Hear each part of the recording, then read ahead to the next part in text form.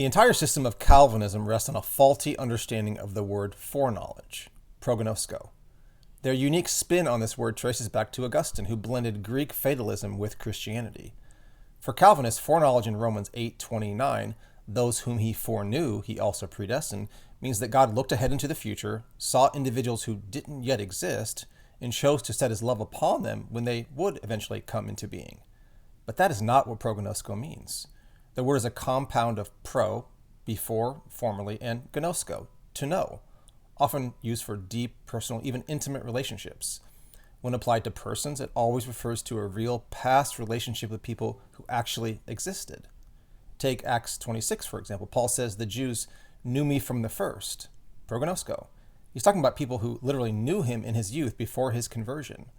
To read that as if Paul were speaking of some mystical knowledge of him before he even existed would be absurd. Romans 11:2 follows the same pattern. God has not cast off his people whom he foreknew. Paul then illustrates what he means. He recalls Elijah's time when God reserved 7,000 men who refused to bow to Baal.